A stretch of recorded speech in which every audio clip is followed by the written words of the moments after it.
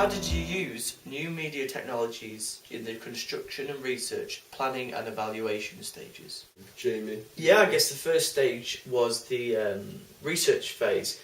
So technologies that we used were things like Google to research things about postmodernism. We also used YouTube to see what was already out there. TV itself, MTV, all the music channels. So I guess those were the technologies that we used to research. Yeah, and then of course the natural progression from there is to do your planning. We felt it beneficial to draw out a storyboard which Matt illustrated and then Jamie edited, and it gave us a good sense of not only how the overall product would look but also the timing of each shot.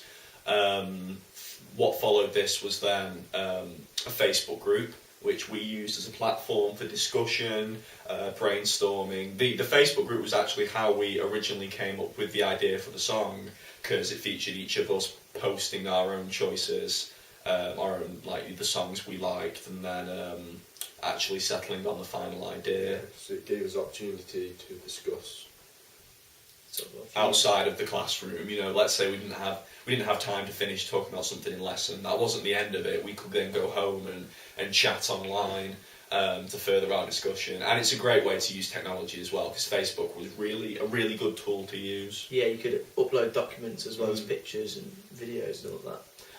Another regards to planning as well, another really good technology to use was Microsoft Excel.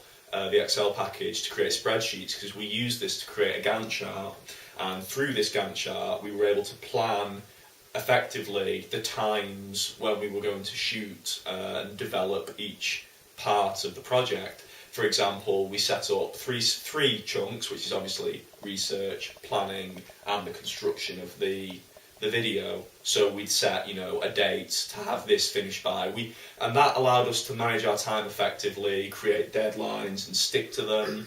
And in retrospect, looking back, it was a really good decision actually. It was a really good job we did make that, because it's allowed us to efficiently create a really good product. Yeah. I guess the next phase is the actual construction of the product. Yeah.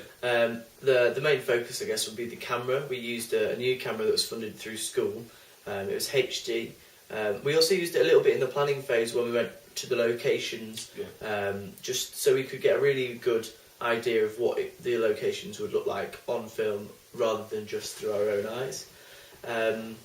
We then used iMovie 11 to edit it, which is a step up. It's an upgrade from what we used last year. To view our final products or our cuts, we used YouTube, so we uploaded to that, and then we made it public so that anybody could see it, comment on it, give us some feedback, which we could access through school, so we can show us classmates, teachers.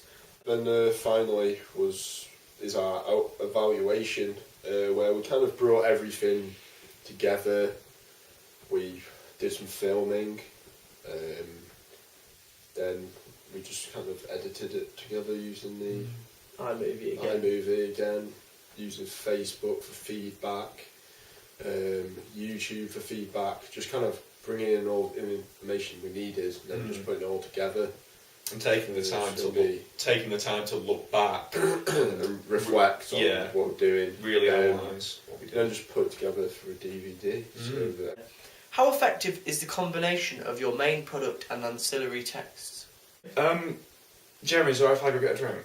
Oh, of course, there's some juice in the fridge. So, yeah, okay. Alright, I'll just leave it.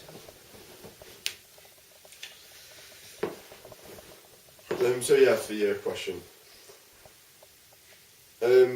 Well, we started off by looking at music videos, and we really wanted to take on a postmodernist approach to it. The video which I looked into mainly was Pork and Beans by Weezer. This is a lot of pop culture, focusing mainly on YouTube, like the big hits on YouTube, like the guy singing Chocolate Rain and Charlie the Unicorn.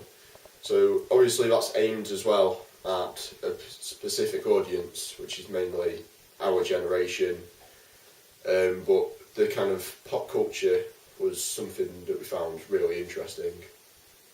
That was What did you look into? I looked at Kids by Take That. It's quite a recent music video, and it's definitely got postmodernism in it, as it references District 9 in the film. So yeah, we did plenty of sort of background research of current music videos out there, just to see what we could base on, what we could sort of reference, etc. Yeah, we also looked at some different kind of texts, as it is. The Impressionist show is one that is quite similar to our music video. This features people dressing up as famous people, reenacting them. Obviously, it's in the title really, doing impressions. We thought that's a really good idea, like pretending to be famous people, or in our case we use famous icons, and it's quite a good postmodernist approach. Definitely, yeah.